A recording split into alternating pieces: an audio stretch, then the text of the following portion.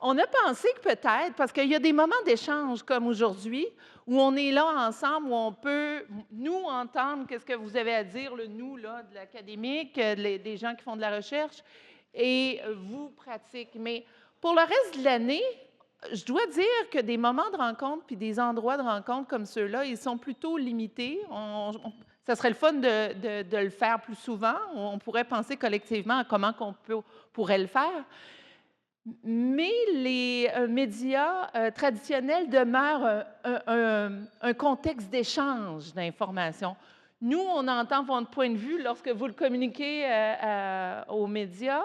Puis nous aussi, c'est une façon de faire percoler les résultats de recherche qu'on fait. Alors, on a pensé d'inviter Mme Gagnon, qui s'intéresse depuis fort longtemps à la thématique l'éducation. Mme Gagnon, elle est journaliste d'opinion depuis près de 30 ans.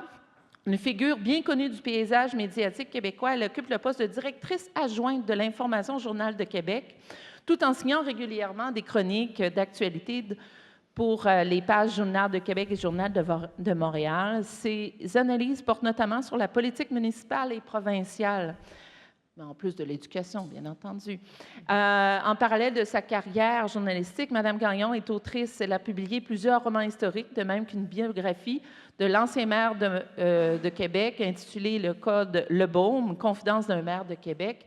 Puis on s'aperçoit, c'est le fun de faire plein de choses, des butinés à droite et à gauche, ça alimente et ça soutient la créativité. Bien heureuse de vous avoir parmi nous.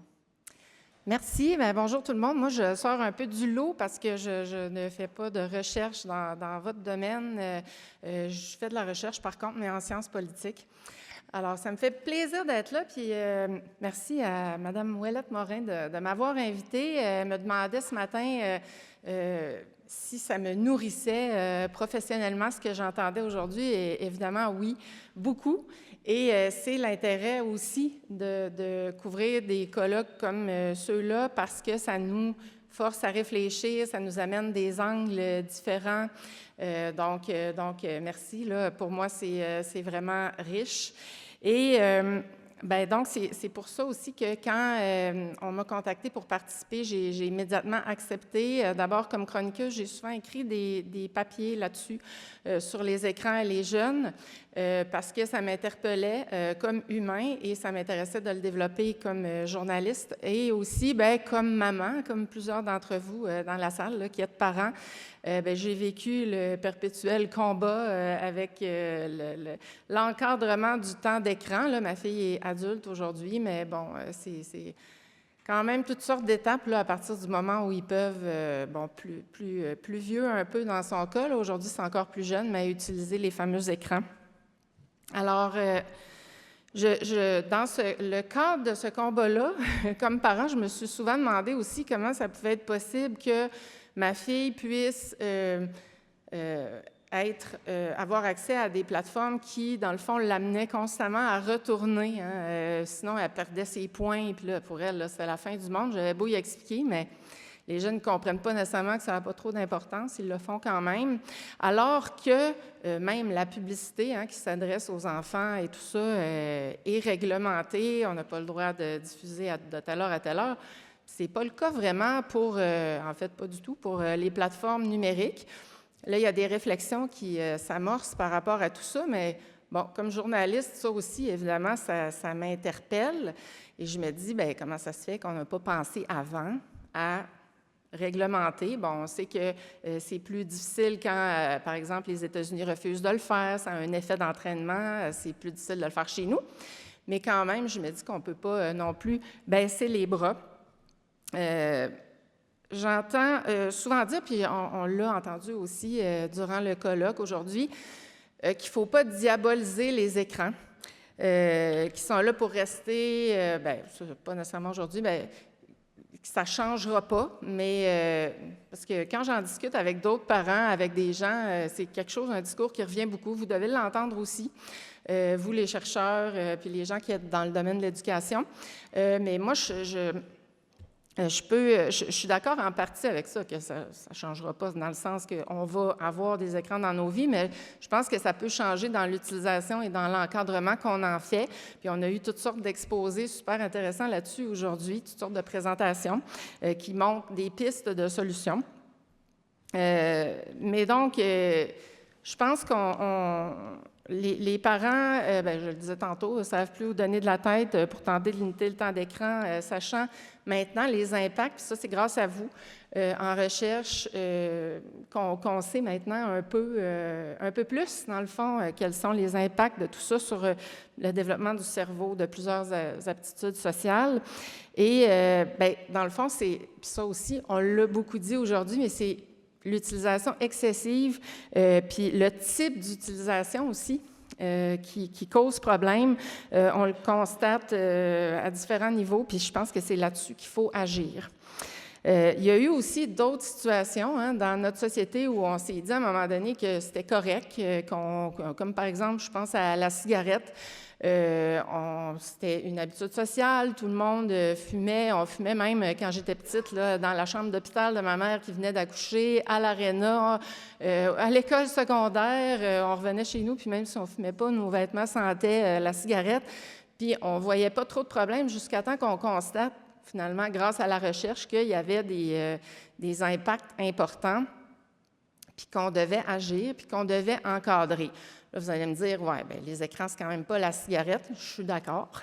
Il y a aussi des côtés positifs, mais c'est au côté, évidemment, négatif là, qu'il faut s'attaquer. Puis aujourd'hui, ça nous semblerait inconcevable, là, tout ça, là, d'avoir la cigarette partout. Puis pour les jeunes, c'est même out. Bon, peut-être qu'ils l'ont remplacé par autre chose. Là. Puis ça, c'est un des risques dont on a parlé aujourd'hui, de complètement interdire les écrans. Bien, est-ce que ça va être remplacé par d'autres dépendances? Et puis ce que je comprends, c'est que ce n'est pas clair. On n'a pas les réponses là-dessus. Mais quand même, dans le cas des écrans, on voit que c'est quand même aussi pas un enjeu sur la santé physique, mais mentale, ce qui est souvent plus insidieux, ce qui paraît peut-être moins, mais là, on commence à le voir parce que ça fait des ravages quand même chez nos jeunes. Ils sont exposés aussi de plus en plus jeunes. Ce matin, vous exposiez le fait qu'on s'inquiète beaucoup du fait que l'écran n'est pas vraiment réglementé ou encadré dans les services de garde, alors que les enfants y vont vraiment beaucoup. Alors ça, c'est un enjeu là, auquel il va falloir répondre. Puis, on va entendre tout à l'heure, là, j'anime une table ronde. Dans le fond, mon exposé va mettre la table à ça, puis ça va être super intéressant. Puis, on va avoir, entre autres, l'occasion d'entendre quelqu'un du regroupement des comités de parents autonomes du Québec qui se préoccupe principalement, présentement, là, de cet enjeu-là. Alors, il va pouvoir nous en jaser. Nos jeunes aussi, je trouve ça intéressant parce qu'on a eu le dépôt du rapport sur la commission transpartisane de l'Assemblée nationale hier.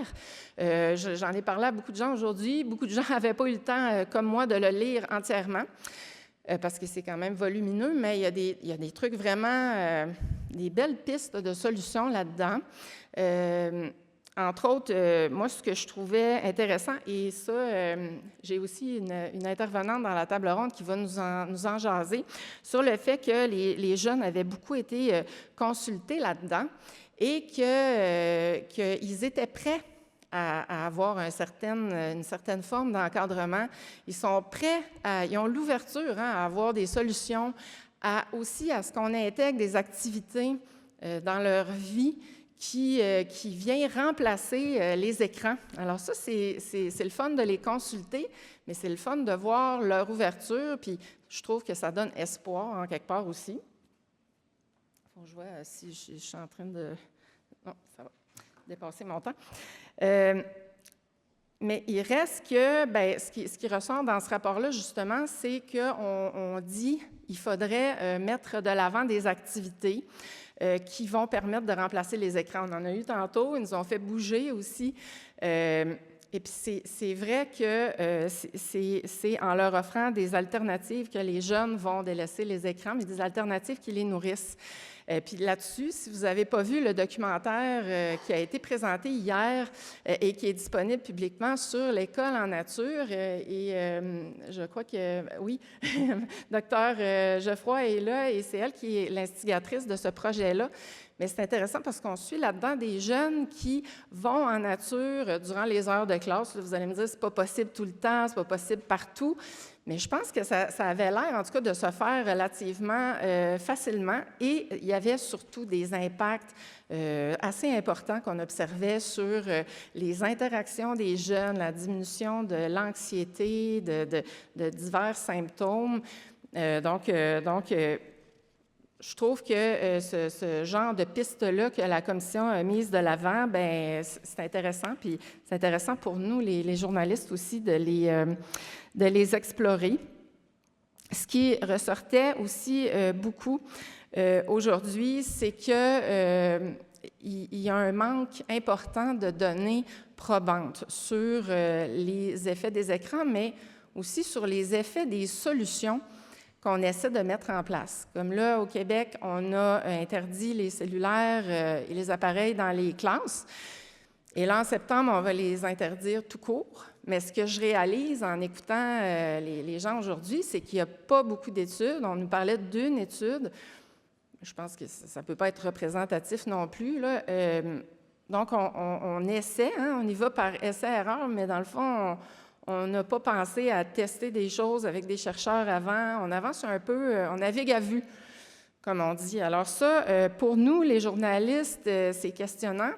Et c'est, justement, comme je l'ai dit au début, la recherche qui va permettre de nourrir l'information. On disait tantôt, hein, le professeur précédent demandait, est-ce que c'est facile de trouver des informations? Bien, oui, c'est plus facile que jamais, mais est-ce que ce sont des informations fiables? Est-ce que ce sont des informations fiables qui vont nous permettre d'apporter les solutions qui sont les plus pertinentes, les plus adéquates? Alors là-dessus, la recherche joue un rôle vraiment très important de nous alimenter puis d'alimenter nos enjeux de société. Et d'ailleurs, dans le rapport de la Commission transpartisane sur les écrans et les jeunes, on mentionne que le portrait du temps d'écran et ses effets chez les jeunes au Québec demeure parcellaire. Donc, il y a un manque de données probantes, comme je le disais, et eux ont eu plusieurs questions qui sont demeurées sans réponse, étant donné cette situation-là. Alors, ils disent qu'il faut promouvoir la recherche pour y voir plus clair, et ça, c'est très clair aussi pour nous, les journalistes, là, que c'est important d'aller dans ce sens-là, parce que c'est, encore une fois, ce qui nous alimente. On a vu ces derniers temps que nos décideurs ont quand même été proactifs. Hein. Il y a eu, je le disais, l'interdiction des cellulaires en classe. Là, ça va être l'interdiction des cellulaires à l'école carrément en septembre. Ça a pris beaucoup de temps. Ça peut être intéressant comme mesure. Il va falloir les mesurer. Il va falloir voir quels sont les impacts parce qu'ils ne sont pas clairs. Ce n'est pas si clair que ça, à quel point c'est positif. Il y a sûrement quelque chose de positif d'amener les jeunes à lâcher les écrans. Mais c'est ça, c'est pas clair encore ce que ça va donner, mais je pense qu'il faut aller encore plus loin. Et là, on voit qu'il y a une interdiction pour les moins de 14 ans qui est recommandée par la Commission. Alors, est-ce qu'on va aller de l'avant? On l'a fait dans plusieurs pays. En Australie, qui a la réglementation la plus sévère parce qu'il impose des amendes aux géants du Web, évidemment, pas aux jeunes. Mais donc ça pourrait être une avenue intéressante. Mais vous allez voir, Emmanuel Parent, tout à l'heure, du Ciel, va en parler dans la table ronde du fait que, quand même, les décideurs sont toujours un peu frileux. Pas mal frileux, en fait, quant au fait d'agir pour encadrer et réglementer les plateformes comme telles, les géants du Web. Ça, on le voit aussi dans le monde des médias. Là, c'est d'ailleurs en train un peu de nous avaler, hein, le manque d'encadrement, de réglementation, parce que je pense que c'est plus costaud pour les décideurs, mais je pense qu'il pourrait y avoir plus de courage là-dessus. Donc, quand on réfléchit à des solutions, puis c'est ça, c'est là que le colloque d'aujourd'hui prend toute son importance, je pense. C'est très pertinent de ce que je constate de faire appel aux acteurs sur le terrain, à ceux qui sont directement concernés, qui comprennent, qui voient comment ça fonctionne, puis qui vont devoir mettre en œuvre les solutions. Ça, à cet égard-là, je pense que nos décideurs auraient avantage à faire plus de consultations en amont avant de prendre des décisions. Je pense que si un colloque comme aujourd'hui peut les faire réfléchir là-dessus, ça serait une bonne avenue parce que bien, le succès de l'implantation de ces mesures-là tient beaucoup dans la capacité des intervenants sur le terrain à le faire puis à avoir les moyens pour le faire. Bon, puis on sait que c'est pas toujours évident, puis les parents ont bien sûr un rôle dans tout ça. La commission transpartisane sur les écrans l'a souligné à plusieurs égards, mais c'est sûr que même si on a beaucoup de volonté, c'est pas toujours évident. Alors, je pense que c'est plus un problème social, un problème de société, qu'un problème qu'on doit jeter dans la cour d'un ou l'autre acteur. Là, je pense donc, encore là, un colloque comme aujourd'hui est très important là-dessus. Là. Je pense qu'il faut unir les forces de tout le monde pour parvenir à des solutions intéressantes.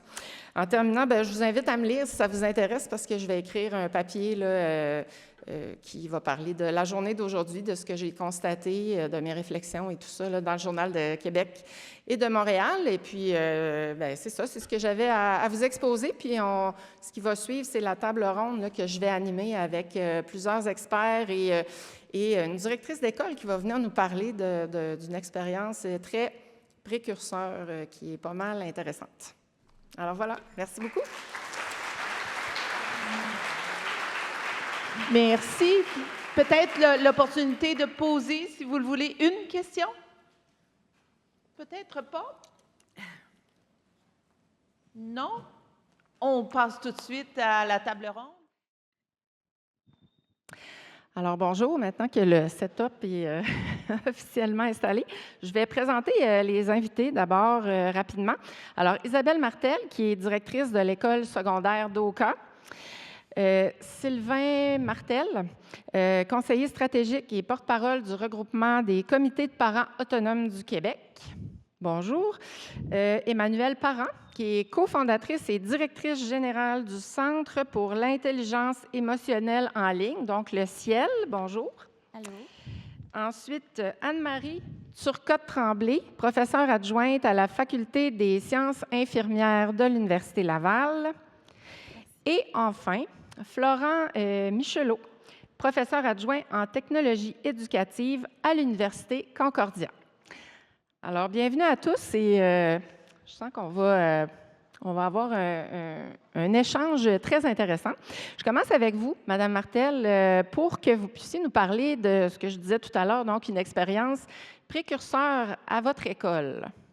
Alors oui, bonjour tout le monde. Ça me fait plaisir d'être là. Habituellement, je suis devant des enseignants, alors ça me fait un petit peu drôle d'être devant des docteurs, chercheurs ou collègues, parce que j'ai quelques personnes dans l'assistance là, qui m'ont déjà communiqué, ils ont déjà communiqué avec moi. Donc, je vous fais un petit peu un pédigré chronologique. Donc, si vous voulez prendre des notes, ça va être le temps. Donc, en 2022, moi, je suis arrivée à l'école secondaire d'Oka. J'arrivais d'une école sport-études. Donc, je suis arrivée à l'école secondaire d'Oka, qui géographiquement est placée sur le bord d'une route provinciale. Et je suis entourée de la CEPAC ou d'un abbaye qui s'appelle l'abbaye d'Oka. Donc, nos élèves sont confinés. Nos élèves sont confinés sur le terrain et ils sont tous en autobus.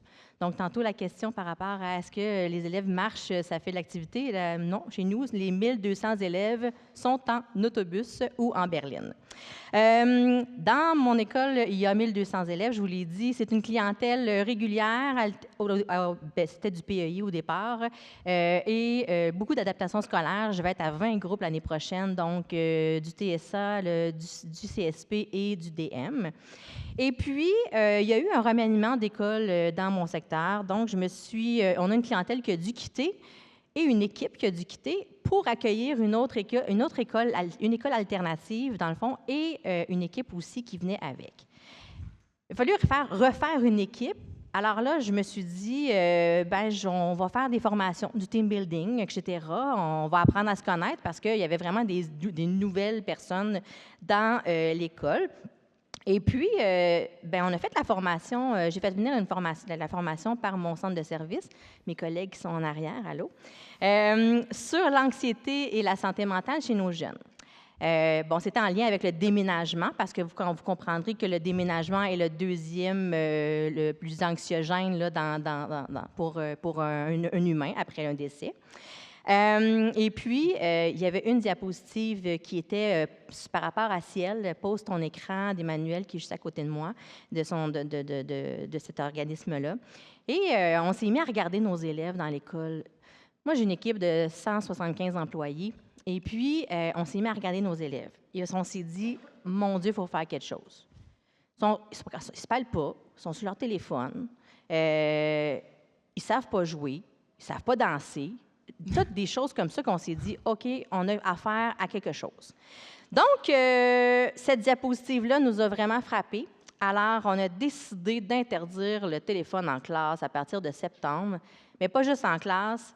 Ils débarquent de l'autobus, parce que je vous rappelle qu'ils sont tous en autobus. Ils débarquent de l'autobus, ils n'ont plus leur téléphone, ils vivent leur journée au complet et ils rembarquent dans l'autobus et là, ils peuvent reprendre leur téléphone. Gros mandat. Sauf que j'avais une équipe qui me suivait. Mes 175 employés étaient derrière moi et mon équipe de direction. C'était magique. Et c'est le premier conseil que je vous donne, c'est ça. Mobilisez votre équipe, il faut qu'ils soient avec vous. Même plus que ça, mon personnel a décidé d'embarquer et de ne plus eux-mêmes utiliser leur téléphone à l'école. Donc ça, ils ont été des modèles aussi. Oui, merci. Merci. Bon, ensuite, paperasse administrative, on complète, on modifie le mode de vie, on passe au conseil d'établissement, tout le monde est content, tout va bien, etc. Et là, on se fait un comité parce que là, il y a des choses à anticiper, on s'entend. Là, je suis à peu près en mai-juin de l'année passée. Mai-juin l'année passée, il y a 1 an à peu près. Et là, on se dit, le comité, il faut tout anticiper le plus possible, mais ça se peut qu'on allait vivre, on va s'adapter au cours, on est des champions en adaptation en milieu scolaire, donc on s'est dit, on va s'adapter. Donc, tout ce qui est code QR, ça doit disparaître, hein, parce qu'il faut penser à ça. Tout ce qui est, mais madame, je ne pourrais pas écouter ma musique, on va trouver des solutions. Comment payer à la cafétéria? Ça prend une carte de guichet, gang. Et ça n'existe plus chez les parents, les enfants. C'est tout dans leur téléphone ou de l'argent comptant. Ouf!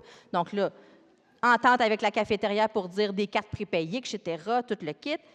Mais là, madame, il n'y aura rien dans notre album. On ne pourra pas prendre des photos pour notre album. On a acheté des caméras. On a des équipes qui se promènent dans l'école, ils prennent des photos justement pour les albums. Madame, à l'Halloween, on ne prend pas nos photos. Hey, j'ai engagé une firme, ils sont venus, ils ont pris des photos. Les élèves repartaient avec leurs photos imprimées. Ils partaient avec ça. Ils montraient ça à leurs parents, ils capotaient. C'était fou, là. Mais il faut tout anticiper. Nos élèves diabétiques, oui, c'est correct, tu as le droit à ton téléphone, mais si tu fais d'autres choses avec, je vais te l'enlever. Entente avec les parents. J'ai 4 élèves comme ça. J'ai un rendez-vous personnel. Hey, on n'est pas esclaves, là.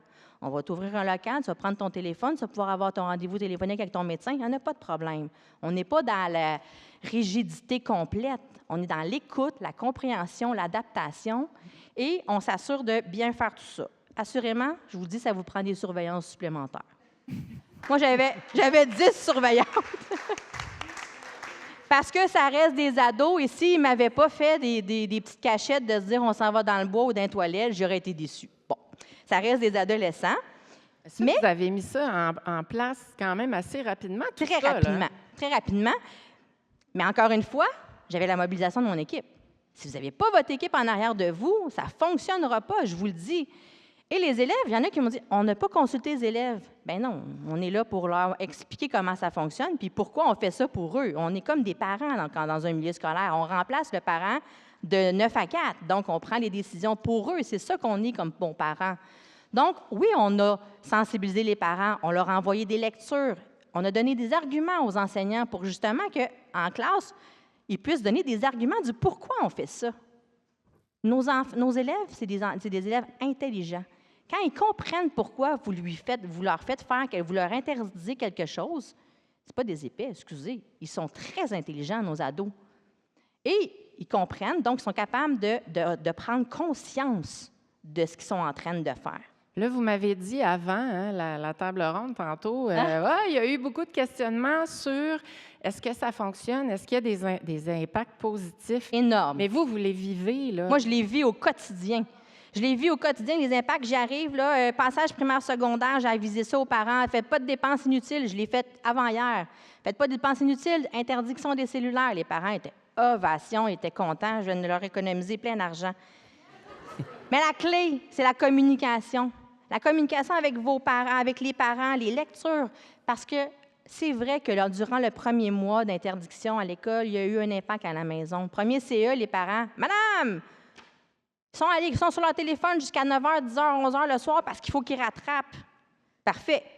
Je leur ai envoyé plein de documentation que j'ai travaillé, que j'ai cherché avec mes collègues qui sont en arrière pour justement dire comment encadrer vos enfants le soir. C'est quoi? Puis plein de diapositives que vous avez. Diapositives, ça se dit, hein? Acétate. Que vous dites. Parce que moi aussi, je suis de l'âge des acétates. Mais je leur ai envoyé plein de documentation et les parents me remerciaient. J'avais des gens qui étaient. Puis j'ai fait aussi 23 entrevues médiatiques, on va se le dire. Fait qu'il y avait des gens qui ne me connaissaient même pas, qui m'écrivaient ou qui ne visaient pas du tout, puis qui disaient « Hey, madame, bravo. Bravo. » Mais je ne fais pas ça tout seul. Puis je ne fais pas ça tout seul, je fais ça avec mon équipe. Mais on a fait ça aussi parce qu'il faut croire en nos élèves. Parce qu'on a cru que nos élèves étaient capables de faire ça. Et ça, c'est aussi excessivement important. Quand vos élèves croient, qui voient que vous croyez en eux, ils vont tout faire pour vous plaire. Est-ce qu'il y a des récalcitrants? Bien sûr qu'il y en a. Puis encore une fois, je le répète, j'aurais été déçue s'il n'y en avait pas eu. Bon, questions-réponses. C'est sûr que j'ai fait sur mon site Internet des questions-réponses. Vous irez École secondaire d'Oka, vous irez voir. Là, si vous tapez École sans cellulaire, c'est mon école qui sort en premier, puis je ne sais pas trop combien d'articles en dessous. Allez sur mon site, vous allez voir mes questions-réponses. La question la plus causée, ça a été « Comment je vais faire pour rejoindre mon enfant? » Bien, comme dans le temps, tu vas appeler au secrétariat, il y a une secrétaire qui va te répondre, puis on va le trouver. Mais il est en classe. Qu'est-ce que tu veux dire? Qu'est-ce qu'il va manger pour souper? Bien, tu lui demanderas le matin avant de partir. Fait que ça, c'est les parents. Je vous le dis, les parents sont particuliers. Mais regardez-vous aussi des fois. Bon, ça prend des achats. Il faut acheter des Chromebooks parce qu'effectivement, on continue quand même à avoir du numérique dans nos écoles. Là, ça ne disparaît pas. Il faut quand même faut quand même continuer à pouvoir travailler avec ça. C'est important, mais on l'enseigne comment travailler avec le Chromebook puis l'intelligence, pas l'Internet. Bon, c'est ça. On a fait installer des téléphones. Tu sais, des téléphones que tu décroches puis qu'il y a un fil. On a fait installer ça aussi. Parce que je vais parler à mon parent. Pas de problème, prends le téléphone. On a fait installer ça. C'est pas compliqué. Ça prend juste de l'organisation. Bon, début d'année, moi, j'étais un peu fofolle. Les élèves arrivaient de l'école. Ils arrivaient à l'école un peu dépités. Voyons, là, j'ai pas de cellulaire. Qu'est-ce que je vais faire aujourd'hui? Hey, l'offre de parascolaire est écœurante à mon école. Allez sur mon site Internet, j'ai pour toutes les sauces. Les intellos, les sportifs, les lectures, n'importe quelle sorte d'élèves, j'ai des activités pour eux autres. En début d'année, j'ai mis mes 175 employés en aide d'honneur avec des pancartes. Les élèves pensaient qu'on retournait en grève. Mais on était là pour les féliciter de ne pas avoir leur téléphone et on avait des eye contact, excusez mon anglicisme, parce que les élèves, là, ils nous regardaient, ils nous jasaient, ils nous disaient bonjour. Parce que si vous regardez les élèves des adolescents maintenant, ils regardent leur téléphone ou ils regardent à terre. Tu veux leur parler dans le corridor, il faut que tu cries parce qu'ils ne t'entendent pas, ils ont des écouteurs. Je vis plus ça. C'est bonjour, Mme Martel, comment allez-vous aujourd'hui? Bonne fin de semaine, Mme Martel. Et pas juste avec moi, mes collègues qui viennent à l'école passer, ils disent hey, tes élèves me parlent. Wow. Donc, c'est ce que je disais, vous, parce que le temps file. Ah oui, je m'excuse. Mais vous avez, non, mais c'est super intéressant, mais vous avez vu rapidement des effets très positifs à tout ça, là. Oui, très, très positifs. Ça a pris un mois, je vous dirais, à peu près, parce que ça prend 20 jours. Là, une adaptation, là. Exactement. Premier mois, on a vraiment été dans le bon, je vais t'éduquer, on va t'éduquer, on va sensibiliser. On ne confisquait pas nécessairement tout de suite le téléphone. Bon, il y a une histoire de pochette, là, je vous dis, faites pas ça, ça coûte trop cher pour rien. Il faut sensibiliser sur l'utilisation. Et là, ça a pris à peu près un mois. Après ça, c'était terminé. On ne les voyait plus, les téléphones. Bon, ceux qui décidaient de faire à semblant qu'ils n'avaient pas compris, on confisquait. Puis là, bien, on a des gradations, là, après une fois, 2 fois, 3 fois. Vous savez tous comment faire ça, je ne vous expliquerai pas ça. J'ai formé mon personnel parce que c'est important. C'est même Emmanuelle elle-même, excuse-moi, qui est venue à l'école. J'ai formé mes élèves. Cyberdépendance, j'ai fait venir un conférencier pour la cyberdépendance. J'ai fait venir aussi une formation pour les parents. Fait que tantôt, vous disiez toutes plein de choses qu'il fallait faire, bien, je les faites. Ça se fait. C'est faisable. Bon, j'ai fait plein d'entrevues, je vous l'ai dit, vous taperez sur Internet. Travail de collaboration très important avec le CI3S et le secteur d'éducatif aux jeunes. Bon, les réactions. Est-ce que les élèves ont manifesté? La réponse est non. Je leur ai dit, vous êtes 8 mois en retard. Tu sais, il y a eu une vague de manifestations récemment. Madame, on ne manifestera pas, là, on est habitués. Ça serait épais. Là. Les parents sont conscients de l'utilisation de leur enfant de l'Internet, mais aussi de la leur. Ça, c'est important. Le personnel, ils font juste dire « wow », je vous le dis tout de suite. On a fait plein de sondages, on va avoir plein de résultats. Vous irez refouiller sur mon site, on va le déposer, n'est-ce pas, Jeanne? Oui, parfait. Bon, effet, je vous le dis rapidement, milieu vivant, la concentration en classe, c'est wow. La mise à la tâche est très rapide. Ah, j'ai eu un petit peu de lot de blessures en début d'année parce que les élèves ne savaient pas comment jouer. Donc, j'ai eu des jambes cassées, des poignets cassés, mais ça, c'était parfait. Socialisation plus.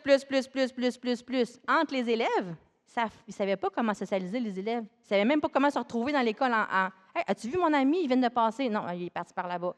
Ils se textaient avant. Ils ont découvert des trucs de se retrouver dans l'école. C'est parfait. Donc, si on conclut, l'expérience, elle est très positive, puis vous la referiez, là. Bien, je vais continuer, c'est sûr. Oui. Moi, je continue. Puis non seulement vous continuez, mais puisque vous l'avez mise en place, j'ai l'impression que vous allez avoir plein de questions. Là. Bien, mon téléphone a sonné beaucoup dans les derniers jours. Je ne vous cacherai pas. J'ai eu 7 demandes d'entrevue en 4 minutes lorsque le ministère a décidé de mettre ça at large à tout le monde.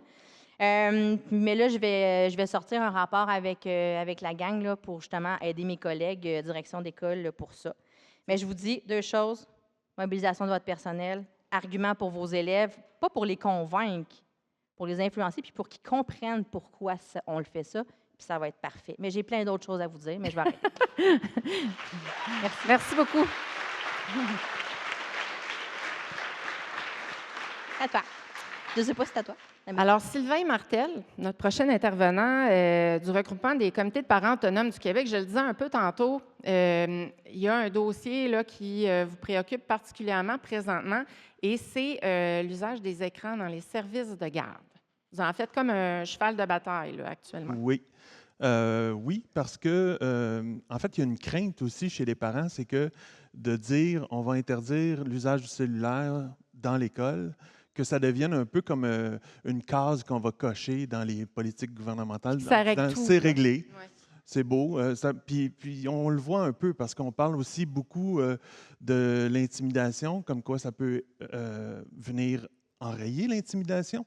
Alors que oui, mais ça peut aider, c'est sûr, mais c'est pas un remède miracle. Je veux dire, ça va prendre une panoplie de solutions pour arriver à enrayer l'intimidation, la cyber-intimidation.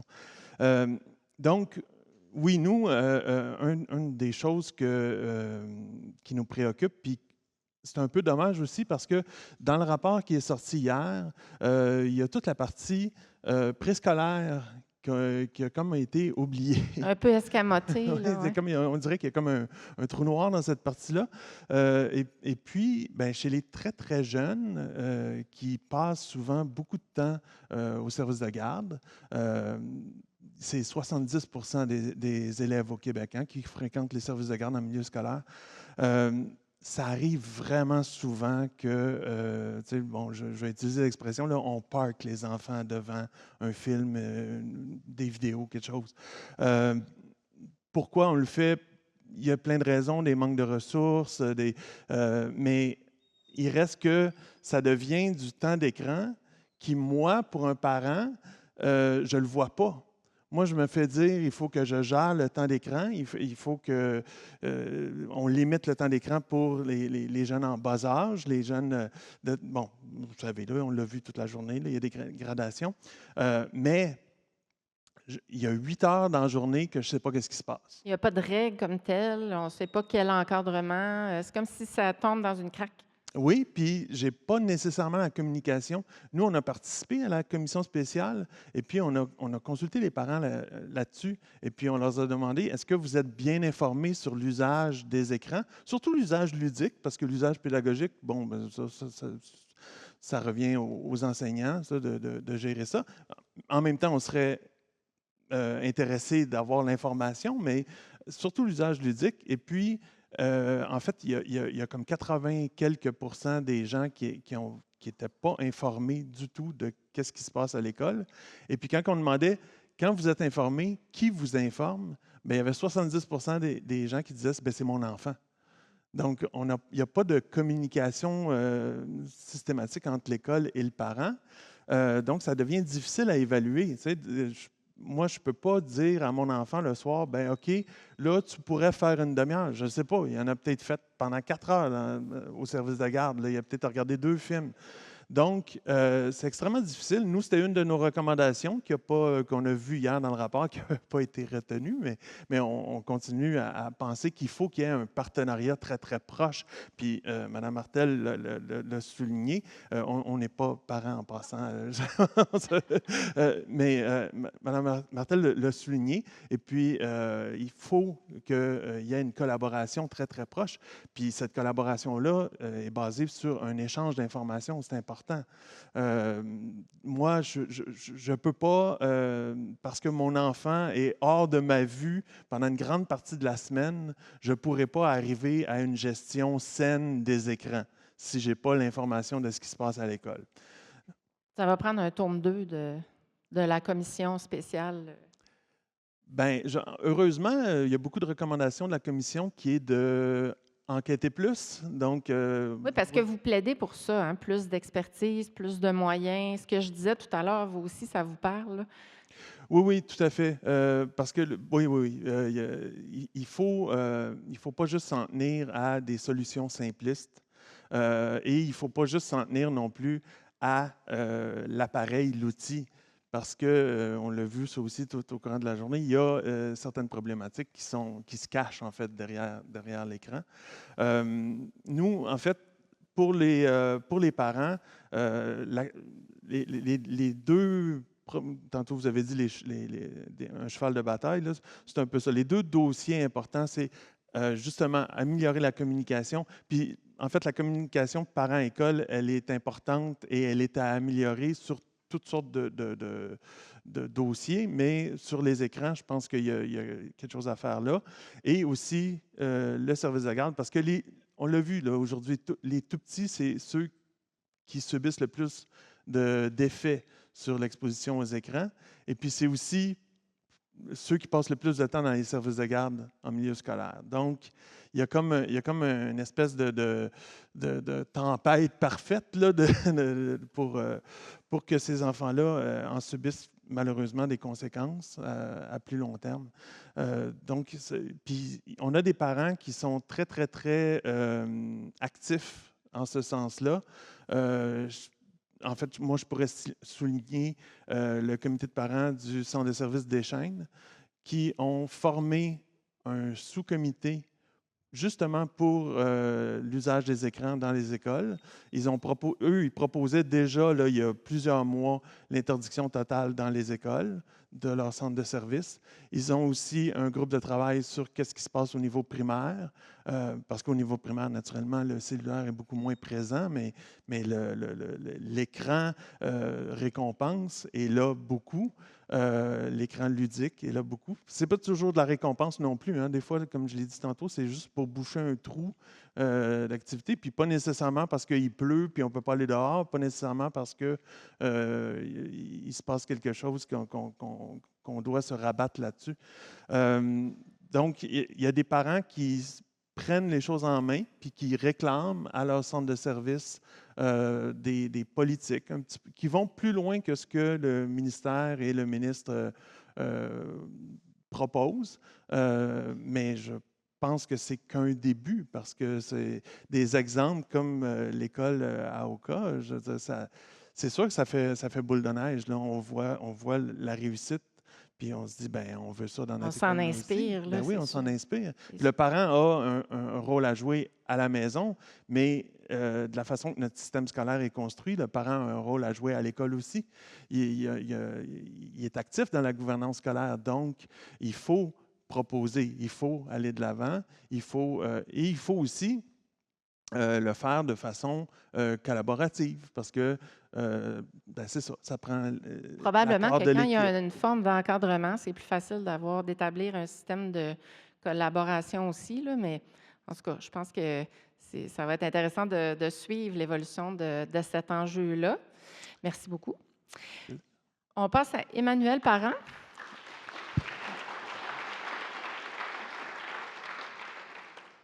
On passe à Emmanuel Parent. D'abord, peut-être expliquer ce qu'est le ciel, ce que ça veut dire et quels sont les objectifs de cet organisme-là.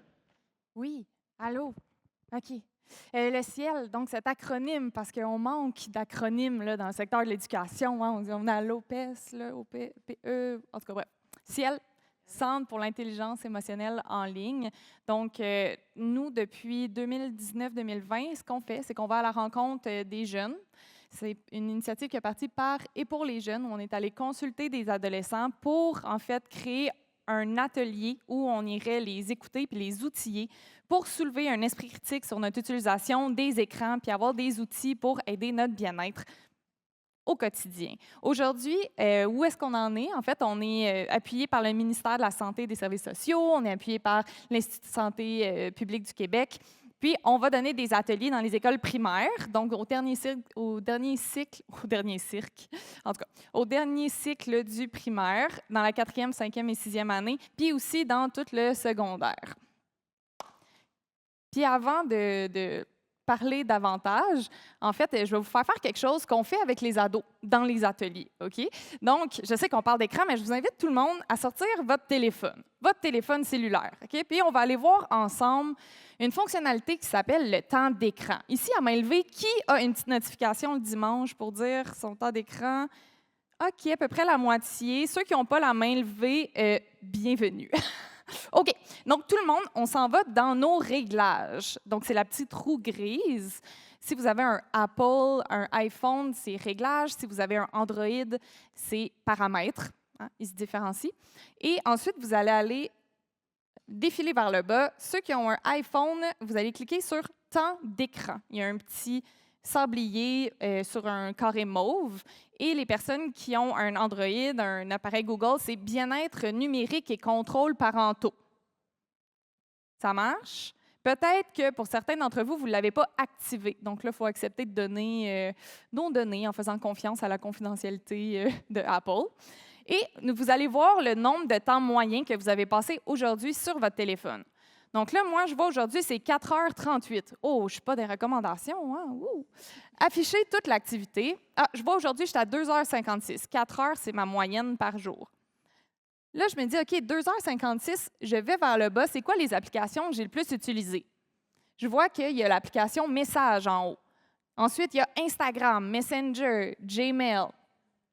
Donc là, si je veux voir comment ça se fait que... Ah, c'est ça. Comment ça se fait que j'ai 4 heures? C'est élevé. Moi, d'habitude, ma moyenne est plus autour de 3 heures. Là.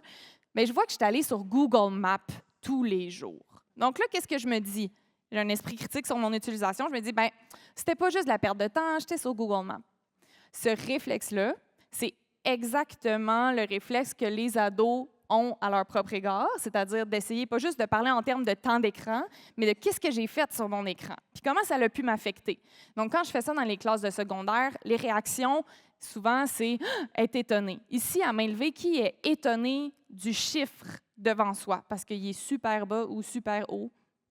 OK, il y a des gens qui sont honnêtes dans la salle. Non, c'est pas vrai. Donc, oui, il y en a, des fois, on est surpris de voir que le chiffre il est plus élevé. Puis les ados, c'est la même chose. Donc, moi, tout de suite, je me dis, c'est élevé 4h30, plus que d'habitude. Ah, c'est Google Maps. Eux sont comme, ah ouais, c'est élevé 6 heures, mais madame. Spotify, j'écoute de la musique, c'est bon. Ou, ça, c'est Snapchat. Je parle avec mes amis, c'est bon. Puis là, arrive TikTok. C'est vrai que TikTok, j'aimerais diminuer. On n'a rien dit encore. Les jeunes, ils ont aussi un esprit critique par rapport à leur utilisation. Parce que vous plaidez justement beaucoup pour la nuance par rapport à ça. Cette question-là des jeunes et des écrans. Là. Moi, j'ai fait un doctorat à l'Université de Montréal sur l'utilisation des réseaux sociaux chez les ados. Puis ma prémisse de départ, c'est, voyons, on parle donc bien des jeunes et des écrans, mais il me semble qu'on ne parle pas beaucoup avec les jeunes des écrans. On parle comme s'ils n'étaient pas dans la pièce, dans la salle. En ce moment, ils sont à l'école, ils ne sont pas au campus 1000. Et Mais vous étiez satisfaite, par contre, de voir qu'on les avait beaucoup consultés dans Ouais. le cadre de la commission transpartisane dont je parlais tout à l'heure. absolument, parce que quand on va les écouter, on réalise qu'ils sont capables d'avoir une analyse sur leur temps d'écran. Puis là, je sais que je parle beaucoup des ados, mais les enfants aussi, au primaire, ils sont capables de nous dresser quels sont les avantages et les inconvénients des écrans. Et dans la commission, même pour ceux qui ont écouté la conférence, qui n'ont pas écouté la conférence de presse hier, beaucoup de députés, en fait, notamment Pascal Bérubé, Enrico Ciccone, ont dit que ce qui les a fait changer d'avis, c'était d'écouter les jeunes. Enrico Ciccone disait, pour moi, le mot sport et électronique, ça ne fitait pas ensemble. Mais quand il y a des ados qui m'ont dit qu'avoir du e-sport à leur école secondaire, c'est ça qui faisait qu'ils allaient à l'école, puis qu'ils essayaient d'avoir des bonnes notes, il dit là, j'ai compris que c'était plus nuancé, j'ai vu la réalité sous mes yeux. Puis même chose, Pascal Bérubé disait, moi, je voulais qu'on interdise les réseaux sociaux en bas de 16 ans, mais il dit dans ma région de Matane, en région, il y a un jeune qui dit ben moi, je me fais intimider, cyberintimidation, intimidation, all over, j'ai pas vraiment d'amis. La seule place où est-ce que je parle à des gens, c'est en ligne parce que j'ai une communauté qui m'appuie. Il a dit hey, ça, c'est du monde de chez nous, on est en région éloignée, les jeunes sont plus vulnérables. Donc, parler aux jeunes. On est une gang de chercheurs ici, puis avec tous les déboires des fois d'avoir... Je sais, j'ai parlé à des ados, fait que j'ai passé le comité éthique, répondre, aller avoir le consentement du parent. C'est difficile des fois aller sur le terrain, mais ne serait-ce que dans des entretiens exploratoires, d'avoir des partenaires du milieu, c'est essentiel à notre travail. Puis on pointe beaucoup les jeunes, mais pas tant les plateformes numériques. Puis ça, c'est un sujet Oui.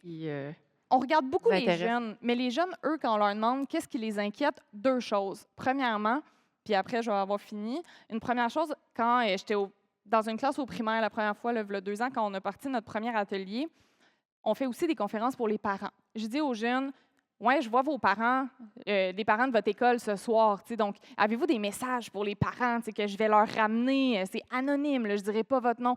Puis, bien innocemment, et avec tout mon jugement d'adulte, au début, je pensais qu'on allait me dire je veux un téléphone cellulaire, je veux plus de temps sur Fortnite. Puis là, les enfants, là, ceux qui travaillent en primaire, préscolaire, sont même, ils veulent parler. Puis là, ils disent on dit madame, oui, dites à mes parents de lâcher leur cellulaire puis venir jouer avec moi. Puis, ça pourrait être anecdotique, là, ce que je viens de vous dire. Ça ne l'est pas. Chaque fois qu'on pose cette question-là, puis on a donné plus de 500 ateliers au primaire cette année, chaque fois qu'on pose cette question-là, il y a au moins un jeune qui dit ça, puis à chaque fois, la classe s'enflamme.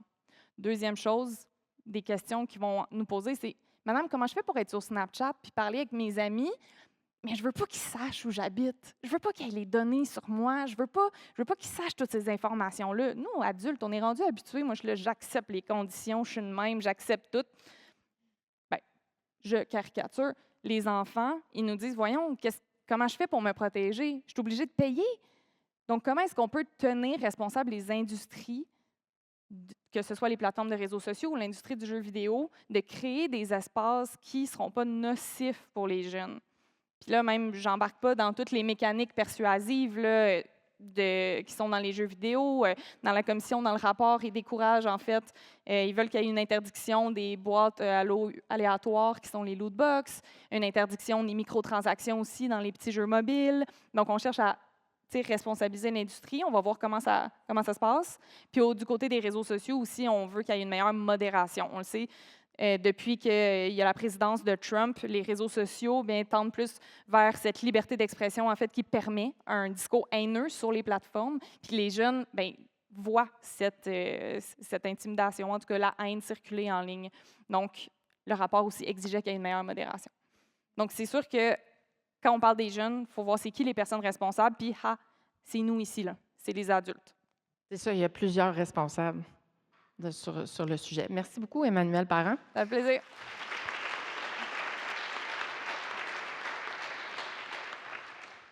Alors, invitée suivante, Anne-Marie Turcotte-Tremblay, professeure adjointe Faculté des sciences infirmières à l'Université Laval. Vous documentez la santé des jeunes, en fait. Oui, Bonjour tout le monde. Donc, aujourd'hui, je vais vous parler de l'étude de Compass, qui est une étude, en fait, qui vise là, à mieux comprendre les réalités des adolescents en réalisant des enquêtes au niveau là, des perceptions des jeunes, de leurs habitudes de vie, leur comportement de santé et ainsi de suite. Et, par exemple, là, en 2024, il y a eu des enquêtes qui ont été menées là, dans 134 écoles à travers le Québec. Donc, cette enquête-là là, a regroupé là, des répondants, en fait 65 000 répondants, et environ la moitié d'entre eux là, a rempli un questionnaire supplémentaire qui visait à mieux documenter là, toute la complexité de l'utilisation des écrans chez les jeunes. Et aujourd'hui, je vais vous présenter là, quelques résultats préliminaires. Mais premièrement, on voit qu'il y a seulement 8 des jeunes qui rencontrent là, les recommandations de limiter son temps d'écran récréatif à 2 heures ou moins par jour. Il y a un quart des adolescents qui passent plus de 3 heures par jour sur les médias sociaux et un quart d'adolescents là, qui dit qu'ils passent plus que 1 heure sur les jeux vidéo là, en moyenne par jour. Évidemment, tous ces différents types d'utilisation des écrans s'accumulent et empiètent là, sur d'autres aspects de la vie, que ce soit le sommeil, l'activité physique, ainsi de suite. Ce qui est préoccupant aussi, c'est que les données montrent que les jeunes ont des signes et des symptômes d'une utilisation compulsive là, d'Internet. Par exemple, il y a plus de la moitié des jeunes qui affirment avoir du mal à s'arrêter lorsqu'ils sont connectés à Internet. Plus d'un tiers des jeunes affirment manquer de sommeil à cause d'Internet et environ là, 21 des jeunes disent ne pas réussir à contrôler son temps de jeu vidéo. Et évidemment, en fait, ça s'explique par le fait que les plateformes en ligne sont conçues pour capter l'attention et maintenir là, l'attention des jeunes en exploitant le système de récompense du cerveau et en sécrétant là, de la dopamine. On sait aussi que les cerveaux des jeunes adolescents sont en développement, donc ils ont plus de difficultés là, à contrôler leurs impulsivités, leurs émotions, ainsi de suite. Donc, dans ce contexte-là, on a voulu savoir quelles sont les stratégies que les jeunes mettent en place pour limiter, en fait, leur temps d'écran. Et donc, on leur a posé la question dans ce fameux module de questions supplémentaires. Et en fait, les jeunes nous disent, en fait, qu'il y a 40 des jeunes qui utilisent aucune stratégie pour limiter leur temps d'écran. 40 déjà à la base. Ensuite, il y a 32 là, des jeunes qui disent s'engager dans des activités alternatives, par exemple le sport, la lecture, ainsi de suite, pour limiter leur temps d'écran. 24 des jeunes qui disent qu'ils se fixent eux-mêmes une limite de temps d'écran. Et 14 des jeunes qui disent qu'ils se donnent des objectifs personnels là, pour réduire l'usage des écrans. Donc, on voit quand même que c'est une minorité. Il y a seulement 10 des jeunes qui indiquent que leurs parents mettent en place des contrôles ou des restrictions pour limiter leur temps devant les écrans. Seulement 10 des adolescents. Et moins de 10 là, affirment instaurer des périodes de temps sans écran, par exemple des périodes de déconnexion. Et moins de 10 là, qui disent utiliser des applications, des fonctionnalités de suivi du temps d'écran comme ce que tu viens de présenter. Là. Donc, moins de 10 des jeunes qui utilisent ça. Pourtant, personnellement, c'est une des méthodes que j'utilise dans ma vie que je trouve efficace. Là. Si je peux faire une bébé parenthèse, il y a 1 mois, on a fait cet exercice-là. Là, puis, pour en tout cas, aller dans le sens à quel point les jeunes, des fois, ne sont pas au courant. L'adolescente, elle a regardé son temps d'écran puis elle s'est mise à pleurer. Ça, c'est assez anecdotique, par exemple. Là, je veux dire, on a donné plus de 1000 ateliers cette année. C'est la seule fois où ça s'est passé, mais je pense que ça peut montrer à quel point, des fois, la prise de conscience n'est même pas là encore. Là. À quel point l'éducation puis l'information, c'est important, justement. Puis le fait de le documenter, là, comme vous le faites, ça vient faire en sorte que les jeunes sont plus conscientisés après. Là. Les parents aussi, puis les différents intervenants. Là. quand on voit qu'il y a à peine de stratégies mises en place par les parents pour encadrer, là, ça parle tout de même. Oui. Puis on voit aussi là, dans les données qu'il y a des différences. Donc, les caractéristiques des jeunes sont associées à l'utilisation de certaines stratégies ou pas. Donc, on voit par exemple que les garçons sont encore moins enclins que les filles à adopter des stratégies pour limiter leur temps d'écran. Et les plus vieux aussi là, sont encore moins enclins à adopter des stratégies là, pour limiter leur temps d'écran, notamment parce qu'il y a aussi moins de restrictions parentales. Donc, plus que les jeunes vieillissent, là, les parents délaissent un peu cette Ils fonction-là. abandonnent un peu. Pardon? Ils abandonnent un peu. C'est ça. Oui. Donc, finalement, tout ça, en fait, ça montre là, l'importance de mieux outiller les jeunes à être capables là, de mieux gérer leur temps d'écran, puis aussi à réfléchir à mettre en place des interventions pour être capable de mieux encadrer l'utilisation des écrans là, chez les jeunes pour que tout le poids de ça, en fait, ne repose pas seulement sur leurs épaules à eux, mais qu'il y ait des interventions là, de plus grande envergure. Puis vous avez présenté aussi un mémoire à la commission sur les écrans, Oui. dans lequel ben, vous avez constaté qu'il y avait très peu d'études qui documentaient justement les solutions qu'on Oui. essaie de mettre en place. Exactement. Donc, le rapport est disponible, le mémoire en question est disponible là, sur le site. Donc, en fait, on a mené une revue de littérature, une recension des écrits. Donc, on est allé voir dans la littérature scientifique quelles sont les interventions qui ont été étudiées qui visaient à favoriser une utilisation saine des écrans. On a identifié 93 articles en tout, mais on s'est rendu compte, en fait, qu'il n'y a pratiquement aucune étude là, qui a été menée au Canada et au Québec.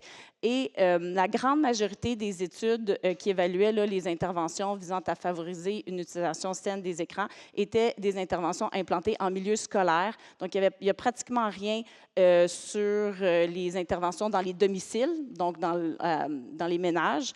Et il y a très peu d'interventions là, qui ciblent, par exemple, les autres intervenants qui appuient là, les adolescents, par exemple. Très peu d'interventions qui ciblent les enseignants, les intervenants dans les écoles, les parents. Donc, il y a quelque chose à faire là, avec ces différents acteurs-là, et c'est d'ailleurs, ça fait partie des recommandations aussi là, de la commission. On a trouvé dans notre revue de littérature qu'il y a 78 des interventions qui visaient à éduquer les adolescents en parlant, par exemple, des risques associés aux écrans. Donc, souvent, ça va être, par exemple, soit des dépliants, des affiches ou des ateliers, des présentations, même avec PowerPoint et discussions, soit une séance ponctuelle ou une série quelques séances. Et on sait, là, en santé publique, que l'éducation à la santé, oui, c'est important, mais ce n'est pas suffisant là, pour engendrer un changement de comportement. Donc, il faut aller au-delà de simplement éduquer les jeunes par rapport aux effets délétères des écrans. Il y a 34 des interventions là, qui sont documentées visant là, à favoriser une utilisation saine des écrans qui visaient en fait le développement de nouvelles compétences numériques. Par exemple, les compétences numériques incluaient la littératie numérique, les compétences psychosociales en lien avec l'utilisation des écrans, les compétences cognitives en lien avec l'utilisation des écrans et les compétences émotionnelles aussi. Donc, il y a différentes interventions là, qui ciblent ça. Et dans la littérature, on voit qu'il y a très peu en fait, d'études qui ont été menées là, sur des interventions qui visaient plus des restrictions ou des restructurations environnementales ou même la modélisation, par exemple, des professeurs qui décident eux-mêmes en fait, d'être un bon modèle et de ne plus utiliser leur téléphone. Là. Donc, il y a très peu d'études de ce genre-là qui ont été faites sur le sujet. Les objectifs, en fait, des interventions étaient quand même variés. Donc, la majorité ciblait le temps d'écran, mais il y a aussi des interventions qui ciblent, par exemple, la littératie numérique, la cyberintimidation, la dépendance à Internet, la dépendance aux jeux vidéo et même la santé sexuelle. Là. Donc, il y a vraiment une panoplie là, de retombées qui peuvent être ciblées là, avec les interventions. On a regardé aussi quels étaient les effets de ces interventions-là et on a constaté qu'il y a environ 20 des études qui rapportaient aucune valeur ajoutée des interventions, ce qui montre en fait l'importance de choisir judicieusement là, les interventions qu'on va mettre en place parce que les intentions positives ne sont pas suffisantes. Il faut vraiment que ce soit des interventions qui sont soutenues ou fondées sur les résultats scientifiques. Il y a aussi très peu d'études qui portent sur la mise en œuvre des interventions.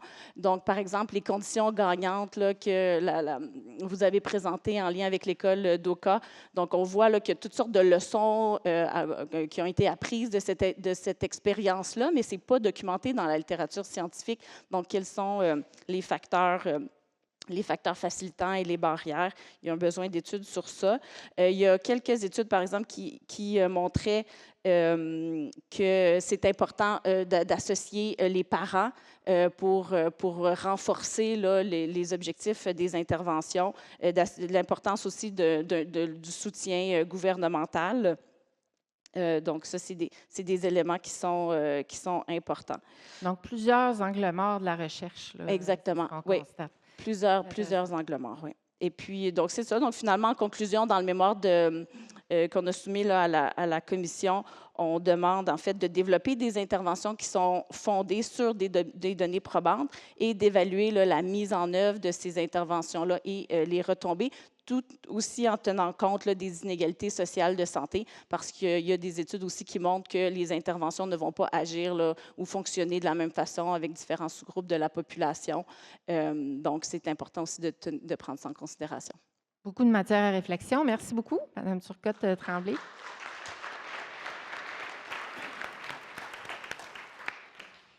Et notre dernier intervenant, et non le moindre, Florent Michelot, professeur adjoint en technologie éducative à l'Université Concordia.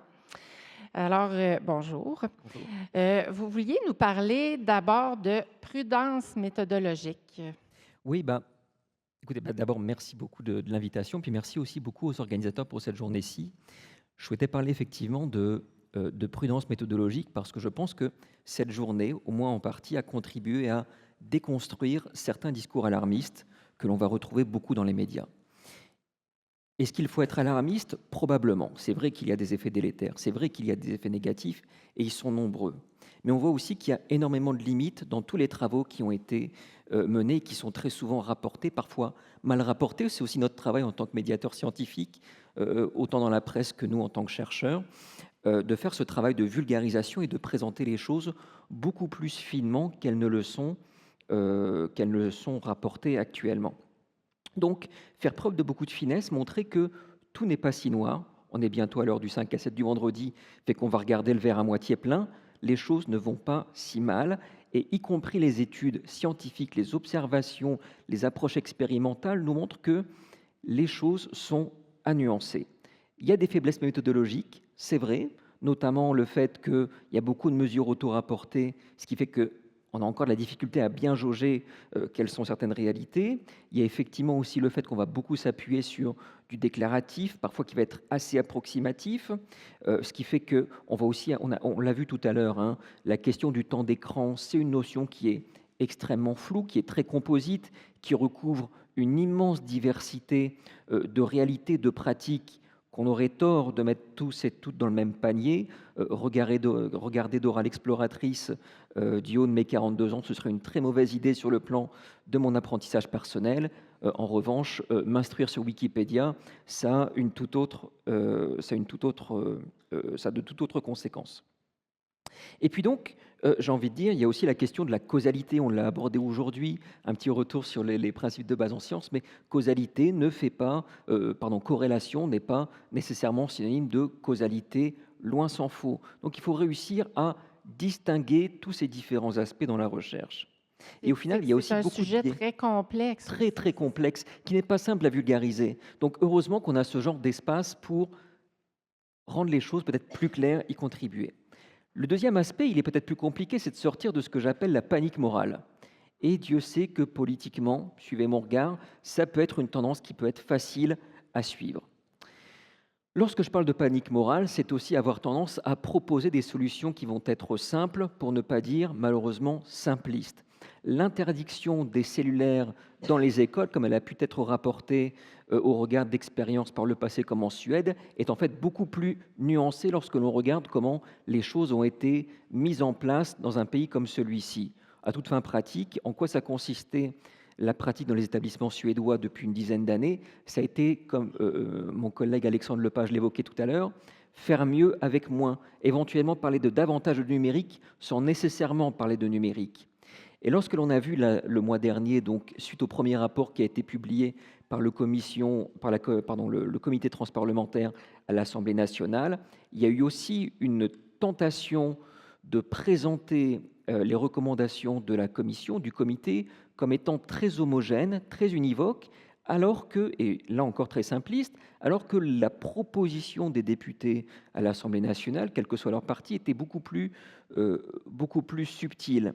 Au final, la proposition politique qui a été formulée par le ministre de l'Éducation ne traduit pas nécessairement la complexité du travail qui a été fait par les politiques. Donc c'est aussi à nous, en tant que communauté éducative au sens large, d'être très vigilants par rapport à ce qui va être fait de ce matériel-ci qui est, j'ai envie de dire, indispensable. Alors, à partir de là, qu'est-ce que ça mange en hiver? D'aider à contribuer à faire qu'on va réduire éventuellement le temps d'écran. Et là, je me retourne vers notre camarade Youssef, je suis désolé. Moi aussi, je suis comme Alexandre, j'ai oublié la formulation qu'on doit adopter aujourd'hui. Merci. L'utilisation problématique. J'essaie de... Pas évident pour les médias, non, ça c'est ça. plus. Il y a trop de syllabes pour moi un vendredi soir. Donc, premier élément, on a beaucoup parlé des enfants, mais il faut former les adultes. Évidemment, les futurs enseignants, mais aussi nous, toutes et tous. On l'a évoqué, les adultes, tu l'as évoqué aussi, hein, les enfants qui parfois évoquent le fait que leurs parents ne sont loin d'être les meilleurs exemples en matière d'usage du numérique. On est tous et toutes dépendants en la matière. Et à la différence de nos jeunes, nous, on n'a pas eu cette formation-ci à l'égard de ces choses-là. Donc, on met énormément d'efforts pour former les élèves jusqu'à la fin du secondaire, et après, ça disparaît. Et on suppose que ça va bien se passer. Et on le suppose d'autant plus stupidement que les personnes qui n'ont pas été dans le système scolaire depuis une dizaine d'années n'ont probablement jamais eu la moindre formation sur les effets délétères des écrans, les effets délétères de certains médias sociaux, des algorithmes, etc. Et puis enfin, dernier élément, si vous permettez, il faut former à ce qu'on pourrait appeler une littératie numérique en incluant la dimension critique. Et là, je me retourne vers ce qui a été évoqué ce matin par votre présentation, Isabelle. Ça a été évoqué comme quelque chose comme étant faisable, mais peu impactant. Et là, je pense qu'il faut le former davantage à la littératie numérique. Je pense que ça traduit le fait que la littératie numérique, telle qu'elle est encore enseignée aujourd'hui, traduit encore beaucoup une conception de la littératie numérique, qui est très habilitante, très normative. Ce qu'on faisait encore il y a une vingtaine d'années, ce qu'on faisait déjà il y a une vingtaine d'années plutôt, à savoir utiliser bêtement du matériel. Avoir une littératie numérique, et ça a été présenté par Alexandre tout à l'heure, à tout le monde dans le contexte éducatif québécois, mais c'est assez partagé de façon... c'est assez partagé au niveau international, c'est aussi comprendre toute la mécanique derrière ça.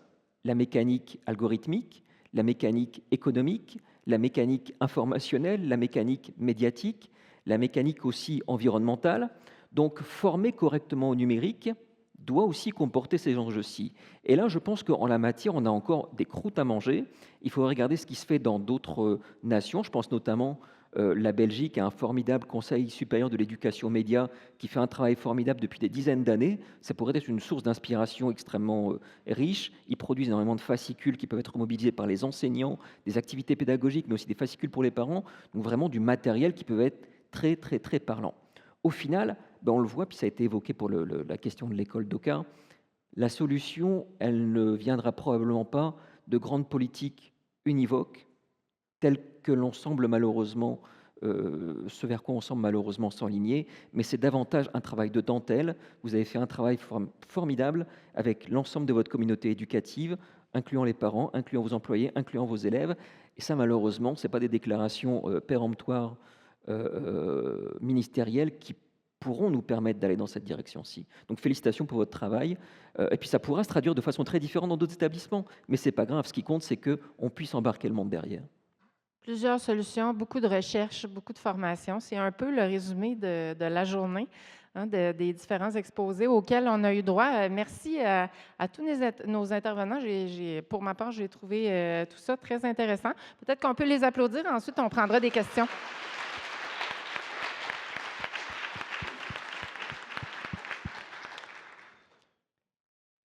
J'aimerais faire un commentaire, si vous me permettez. Je suis chercheur, donc la recherche, je comprends l'importance. Mais je pense qu'on est devant un phénomène où on n'a pas besoin d'essais randomisés pour faire quelque chose de significatif. Je sens qu'on est un peu comme David contre Goliath, en ce sens que on parle de l'utilisation des écrans, mais dans le fond, c'est l'intelligence artificielle qui est derrière les algorithmes qui font en sorte qu'on a envie d'être sur ces choses-là. Et Montréal est le siège de l'intelligence artificielle, définitivement en Amérique du Nord, peut-être même dans le monde, avec Youssoua Benjo, qui est une sommité dans le domaine. Et M. Benjo a décidé de consacrer sa carrière à la sécurité de l'utilisation de l'intelligence artificielle et non pas au développement de l'intelligence artificielle, parce qu'il y a vraiment, au niveau international, des enjeux. Et donc, il y a des gens extrêmement sérieux qui se penchent sur la question, et je pense que ça découle dans l'utilisation des écrans chez nos jeunes. Et qui a vu le film Adolescence? Oui, bien voilà. Donc, je pense que ce film illustre vraiment devant quoi on est, c'est-à-dire des logiciels. Ce n'est pas nous qui décidons où sont nos enfants quand ils sont dans leur chambre ou sur le sofa avec leurs écouteurs. Ils ne sont pas là. Ils sont dans des endroits où ce sont des algorithmes, des logiciels qui les amènent. Et ça, c'est un enjeu. Donc, vous parliez de la littératie numérique fine. Je pense qu'on doit vraiment s'attarder à comprendre ça et à mettre en place des mécanismes qui vont réguler cette chose. Donc voilà, c'est pas un enjeu facile, mais c'est ça qui nous attend et on doit se positionner. Je pense qu'on doit se positionner, même si on doit continuer de faire de la recherche en parallèle. Merci pour vos contributions.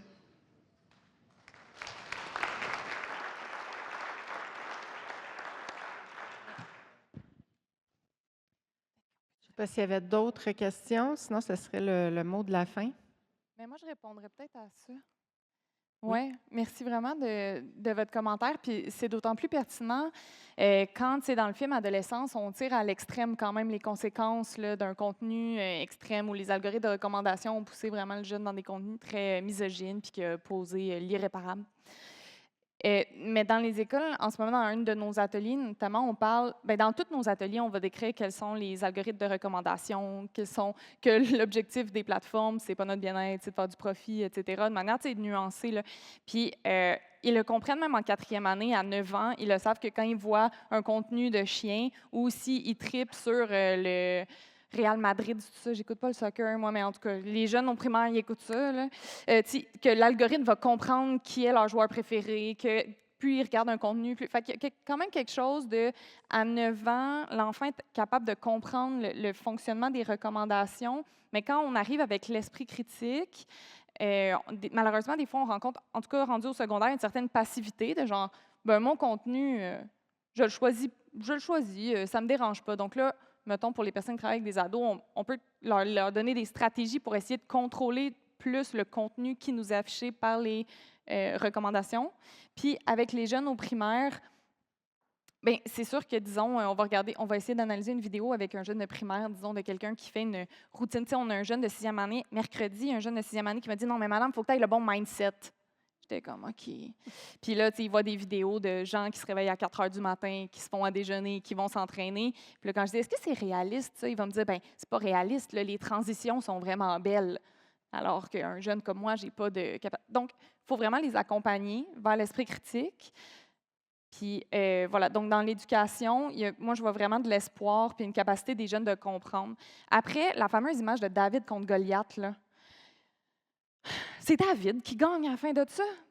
Tu sais, c'est David qui gagne. Moi, à chaque fois, à la commission, là, les élus nous disaient on est David contre Goliath. Je suis comme, hey, David, il est allé. Puis de toute manière, l'intelligence artificielle est là pour rester. Donc, moi, de mon vivant, je m'en fous. Je vais être David. Je vais échouer 1 fois, 2 fois, 10 fois, 25 fois. Mais les générations prochaines vont avoir à conjuguer avec les conséquences en tout cas, bref, de l'IA. Donc, c'est ça. Là. Soyons David, là, soyons vainqueurs. Voilà.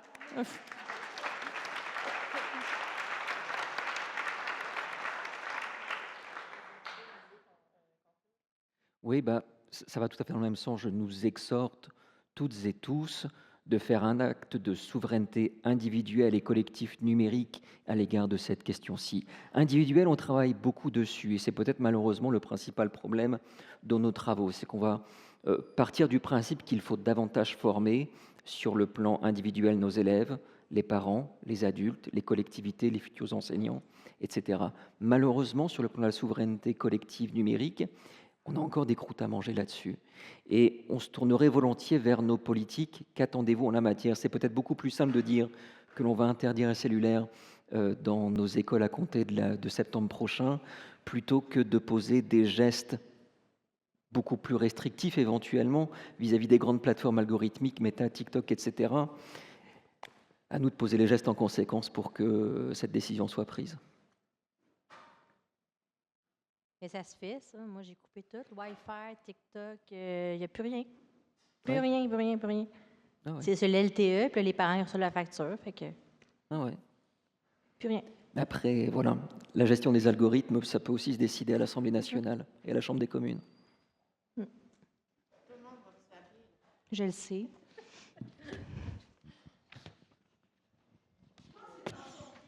Oui. Un grand merci à vous pour ces échanges très informatifs. Merci. Et surtout de votre grande transparence et candeur. Je pense que c'est très apprécié. Merci beaucoup. Je vous proposerais de procéder rapidement à la fin. Vous devez tous et toutes retourner à la maison. Alors, je pense que c'est le temps. On a requis de vous beaucoup d'attention au cours de cette journée. Alors, merci de votre présence, puis de présence pas seulement physique. Vous étiez engagés, on le sentait, ça nous donnait de l'énergie. C'est un espace de dialogue, en fait. Puis c'était ça l'intention. On voulait avoir un espace de dialogue.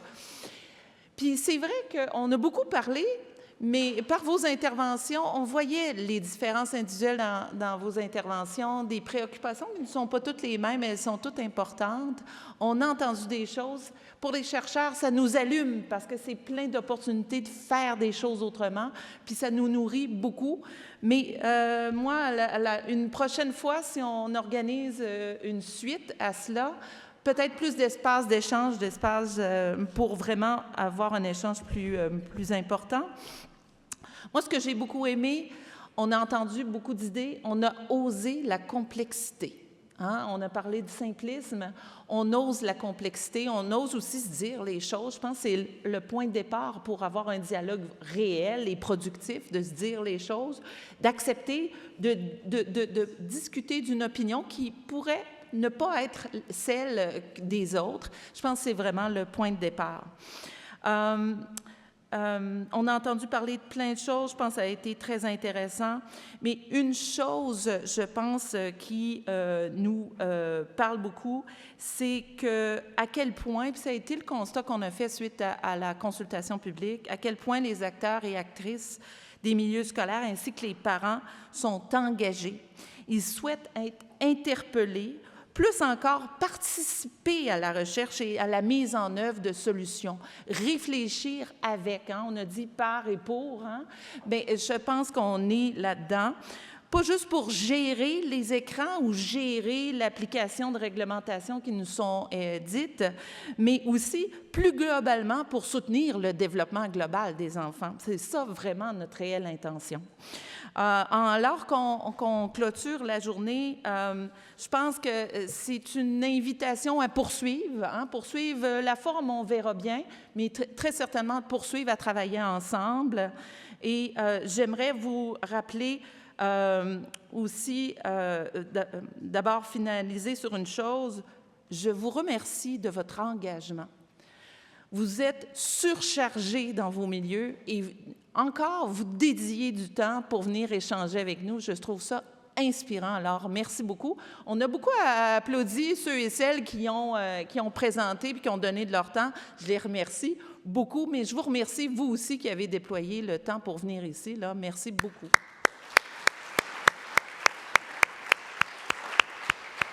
Je voulais aussi vous dire, les présentations, les diapositives PowerPoint vont être rendues disponibles, de même que la captation vidéo. Alors, on va vous envoyer un courriel lorsque ça sera fait, vous indiquant comment vous pourrez y accéder. Je vous invite, si vous le croyez pertinent, à le partager dans vos milieux. Peut-être que d'autres seraient intéressés à le faire.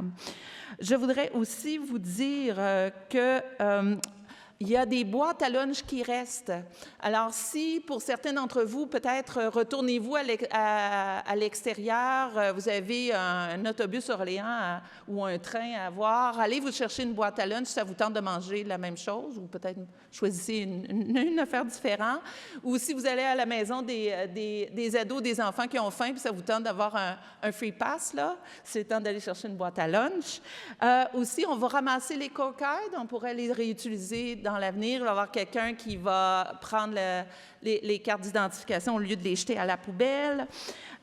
J'aimerais finalement faire des remerciements. Merci à tous nos présentateurs, présentatrices, à notre animatrice de la table ronde. Je vous remercie énormément.